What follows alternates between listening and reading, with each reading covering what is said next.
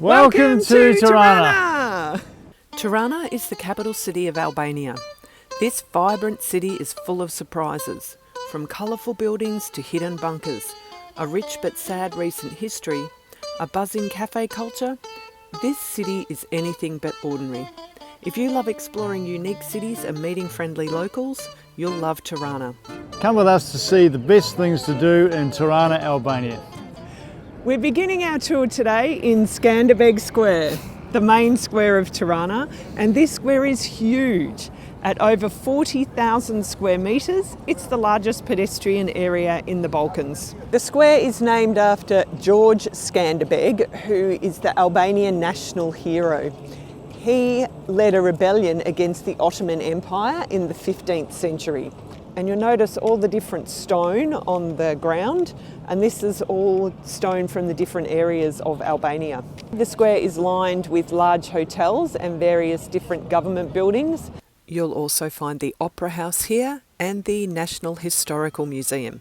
Sadly, this museum is currently closed for renovations.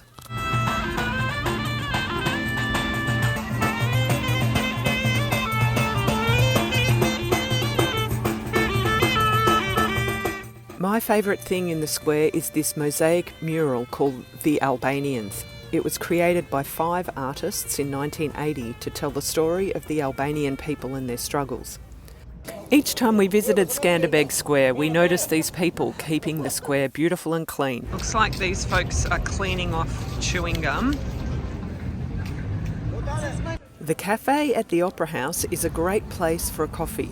There's also an international bookshop which has a great range of English language books, everything ranging from Albanian history and culture to sci-fi and fantasy. At this end of the square you'll find the clock tower and the Bey Mosque. You can climb the clock tower for views over the square, but I'm going to go up in the Ferris wheel. 500 legs. 1, please. the views from here are fantastic. I could see over the square, the Scanderbeg statue and all the way to the mountains. This is actually really cool up here, and now the call to prayer is coming. If you're planning a trip to Tirana, grab our free interactive map. It's got all the places that we visit in this video. Simply click the link in the description below or scan the QR code on your screen now.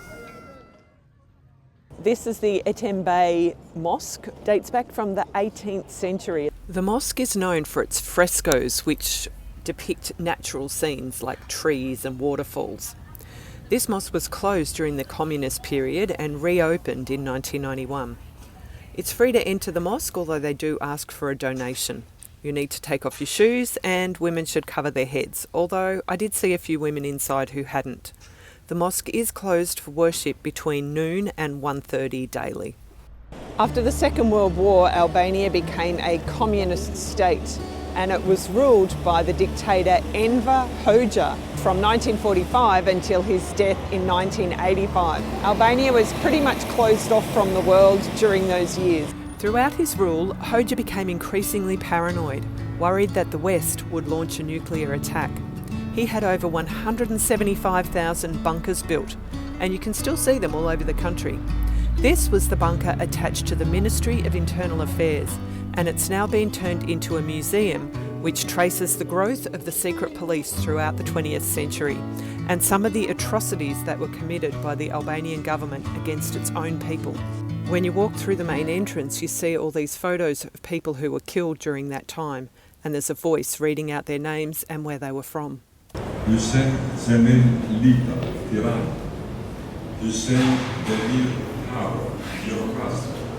Entry to bunker 2 is 900 lek. So during that communist time, the main cause of people being arrested was trying to escape the country. That offence was punishable by death. The secret police used to bug people's homes and would hide bugs in everyday objects like these. And what's really cool is in this broom here, you can see how that bug has been hidden. So many fascinating stories here in the museum. So this room is part of the minister's office, He actually never used this at all. So this is where he would have come to stay in the event of a nuclear attack. During this period, when tourists entered Albania, they had to obey strict aesthetic rules, obviously for men, that forced them to cut their hair and sideburns if they were considered too long. So at the border, there was also like a barber shop. This place has actually been really sobering. Like the last little section there is this, some videos of people that lived in the prisons or camps. Pretty sad, and some of the conditions in the prisons, the camps were just atrocious. Yeah, that was a really good visit. Yeah, communism, propaganda. It is extreme. Be fair to say, wouldn't it? Yeah. Turning his own people against his own. Spying on your neighbours. Behind us is the House of Leaves, and it was named that because of the foliage on the walls. This was originally an obstetrician's clinic back in the 1930s, but under the communist regime, it became the headquarters of the Sigarimi, or like the Secret Service. And so this is where they undertook all the surveillance of their people. They talk in there about all the bugs that they use, video surveillance, mail surveillance, telephone tapping.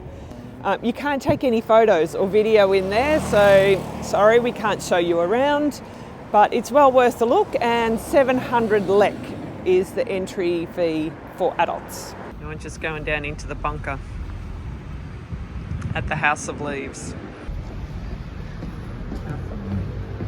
Check out the depth of this concrete door. It's nuts. Oh wow.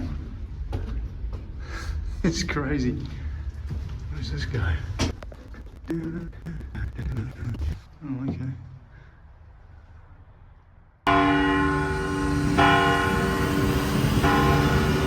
This is the Orthodox Cathedrals of Tirana, and it was completed in 2012. It is free to enter the cathedral, and inside you'll see a lot of mosaics and a big domed roof.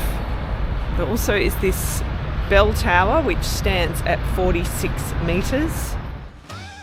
We're making our way now to the Tirana castle, and all that really remains of the castle is the walls, but within those walls is like a large market area with a whole lot of cafes, bars, restaurants, and I'm hungry. I ate at this restaurant when I was visiting Tirana with my friend Helen. So this is the Albanian version of a pizza, a pita, like a Turkish one.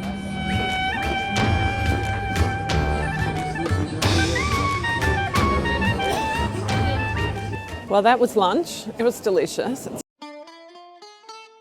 I'm now walking through the older part of town on my way to, ironically, the new Bazaar. The Albanian name is Bazaari I Ri.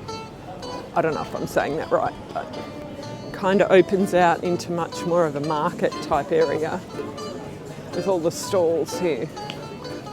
This is such a nice area to go wandering around. You'll find all sorts at this market. Fresh produce, local specialties, handcrafts and souvenirs.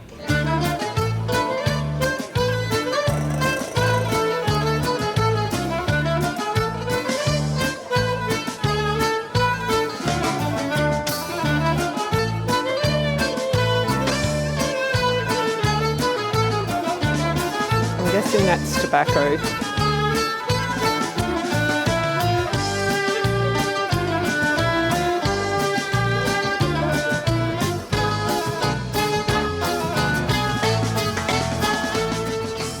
This area also has some of the best cafes and restaurants in town. There's lots of zagara, which means grill or barbecue, with lots of meat. I found a great place with veggie options. So this is the entrance here to Oda's garden. It's got some beautiful artwork here, and if you just follow the little path around, you end up in this gorgeous little courtyard.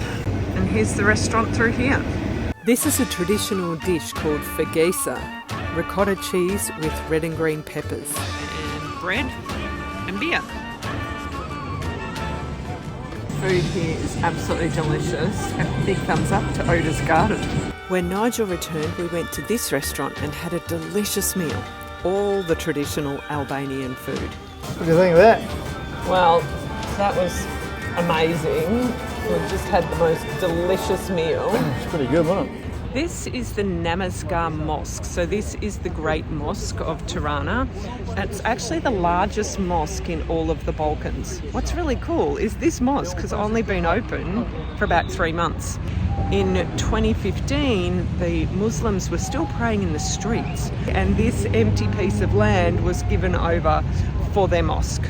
There as a separate entrance for women, and you get to go upstairs to the first level. This is the Catholic Cathedral.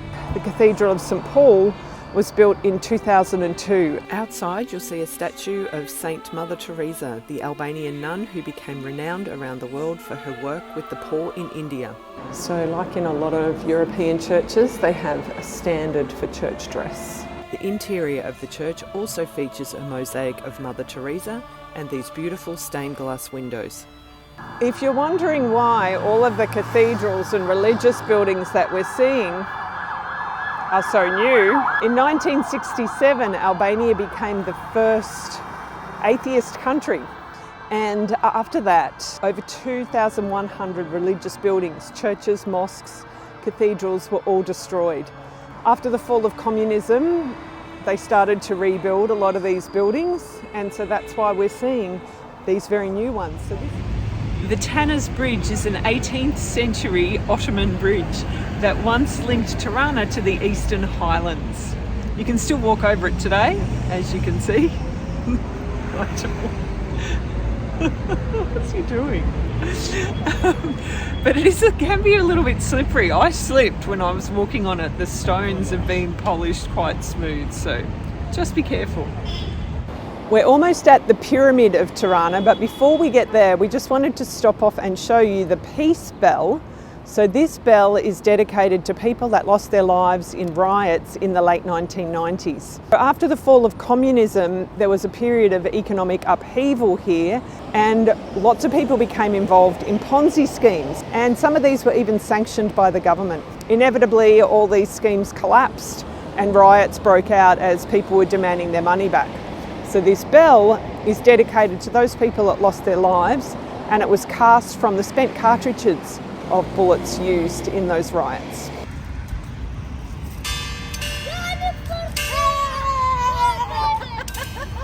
We've come now to the Pyramid of Tirana. This is a good place to walk up and get some views out over the city.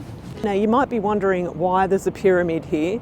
This was originally built back in the 80s as a museum all about Enver Hoxha. It opened in 1988 after his death, but it was only open for a couple of years before communism fell. People didn't want to keep a monument to their fallen dictator, and it eventually became an education place for young people. And what's really cool is the stairs were added later, so now the Albanian people can walk all over the monument to their former dictator. It's a lot of stairs. Well, up we go. 1, 2, 3, 4, 5.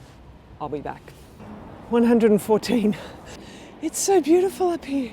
You can see out across the city, the mountains with snow. Wow, this is amazing. Beautiful. Here comes Nigel up the steps. I told him it's going to make him run like Rocky. I'm puffing so much. It's the third time I've done this.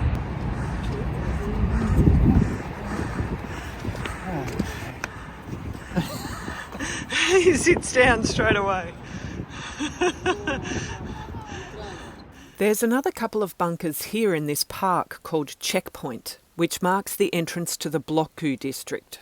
Once upon a time there were 175,000 bunkers. This here was the entrance to the bunker which guarded this area.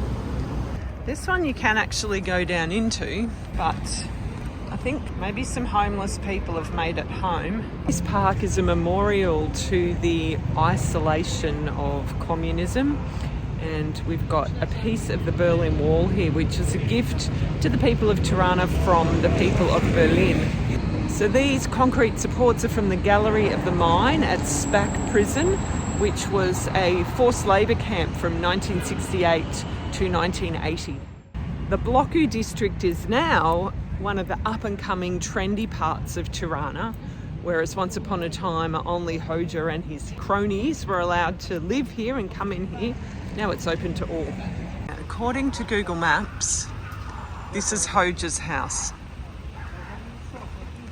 You can't go in there or anything, but someone is clearly still taking care of the grounds. I wonder if someone lives in there now. It's a nice house, but this is apparently where he used to live. Nowadays, Blloku is full of trendy bars and restaurants. It's a great place to grab a bite to eat and a local craft beer. So Donna here has dragged me into the park. I thought the park was going to be flat. It's not. It's a mountain. But yeah, so this is really nice. I don't know, what is it called? The Park of Tirana. This beautiful green area has a lake and is a welcome respite from the busy city. When we were there, the cherry blossoms were blooming. It was just beautiful. So last stop today is the Sky Club, which is not something that we have seen on a lot of other videos about Tirana. It's up on the roof of this building. We can see it up there, that round thing. But we're going to go up there for happy hour. You can take this glass elevator to the Sky Club, a revolving bar and restaurant on one of the tallest buildings in Tirana. It takes a full hour for one revolution. I went here with Helen on our first day in Tirana. Sadly, it was a bit too cloudy for a good sunset. The Aperol Spritz was delicious, but very pricey at 1100 leke. That's about double what you'd pay anywhere else in town. But we think it's worth it for the view and the experience. Don't forget to grab your free interactive map of Tirana and join us on the next episode as our Albania road trip continues when we head down to Berat, the city of 1,000 windows.